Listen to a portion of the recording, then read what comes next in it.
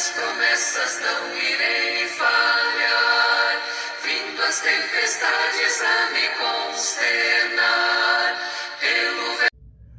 Os primeiros cristãos enfrentaram os mesmos desafios que nós enfrentamos hoje. É bom a gente pensar nisso. Eles tinham o desafio em manter a pureza do Evangelho, aquilo que foi revelado através de Jesus Cristo, e os apóstolos saíram ensinando a outros, como nós também temos os mesmos desafios com respeito à antiga aliança e à nova aliança. Então, não mudou. Sabe que hoje o homem tem a tendência de separar algumas leis da antiga aliança e colocar como doutrina oficial na adoração ao Senhor na nova aliança. E ultimamente você pode ver que tem muitos vídeos circulando, pessoa falando de dízimo, falando de instrumento, falando de um monte de leis da antiga aliança que não estão mais em vigor. Mas sabe que Gálatas, quando Paulo escreve, ele é radical em várias coisas aqui, para mexer mesmo com o homem, para ver se ele acordasse, ficasse acordado para as coisas espirituais que estão contidas na nova aliança, porque já havia se cumprido o tempo da antiga aliança e Jesus já tinha retornado aos céus e está à destra do Pai. Capítulo 5, está até em negrito, que o homem colocou, ou a lei ou Cristo.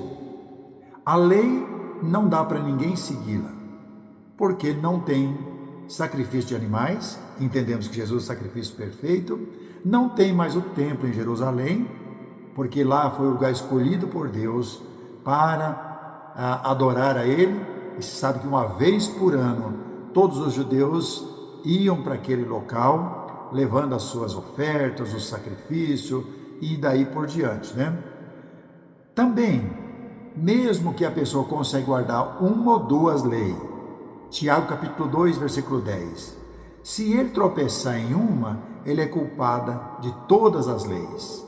Por isso ele chega aqui conversando com esses irmãos da Galácia, essa carta aos Gálatas, por volta dos anos 50 a 60. Foi nesse período mais ou menos que Paulo está enviando essa carta. Ele diz para eles: para a liberdade foi que Cristo nos libertou. Permanecei, pois, firmes e não submetais de novo ao jugo de escravidão. A lei sempre escravizou o homem, Deus fez isso, para o homem não se perder. Mas agora na nova aliança, não é que Deus não tem uma lei. Tem a lei de Cristo. Paulo mencionou que ele estava na lei de Cristo, para poder manter o homem andando nas coisas espirituais. Mas ele fala: eu, Paulo, o apóstolo nascido fora de tempo, vos digo que se vos deixar circuncidar, Cristo de nada vos aproveitará. E muitas pessoas alegam: mas está falando só da circuncisão. Mas presta atenção um pouco mais. De novo testifico a todo homem que se deixa circuncidar, que está obrigado a guardar toda a lei. Não, se pratica uma, está ordenado a guardar toda a lei. Presta atenção. Mas ninguém consegue guardar toda a lei.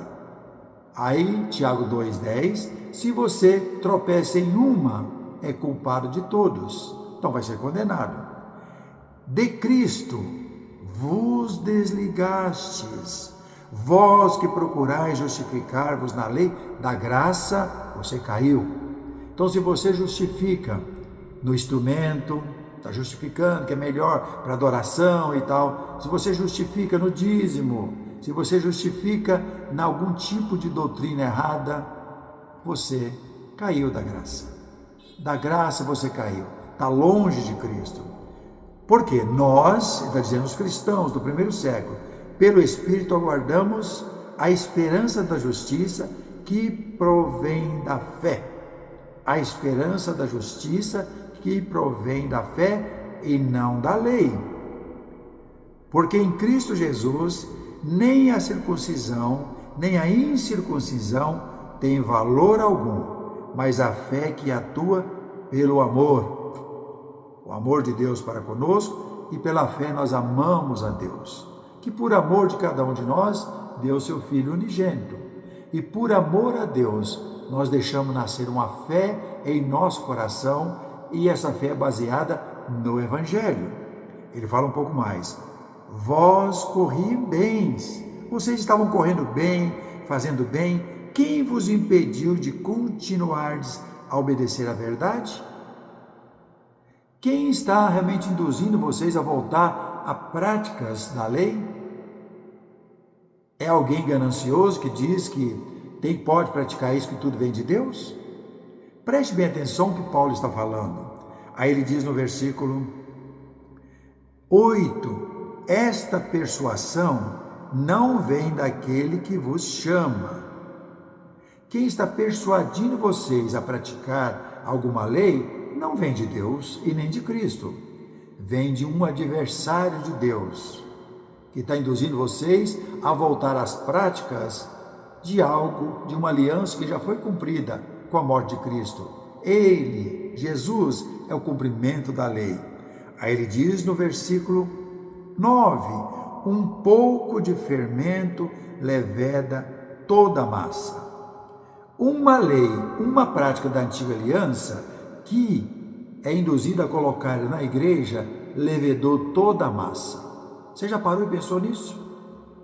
Aonde você está congregando, é bom você ficar atento. Isso faz parte da adoração na antiga aliança ou é da nova aliança? Você pode prestar atenção. Quase 100% dos grupos religiosos usam instrumento.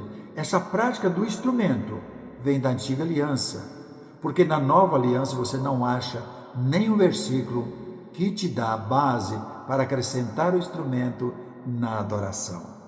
Aí ele fala um pouco mais. Confio de vós no Senhor que não alimentareis nenhum outro sentimento, mas aquele que vos perturba, seja ele quem for, sofrerá condenação. Seja ele quem for, vai sofrer condenação. Aí ele chega no versículo 13.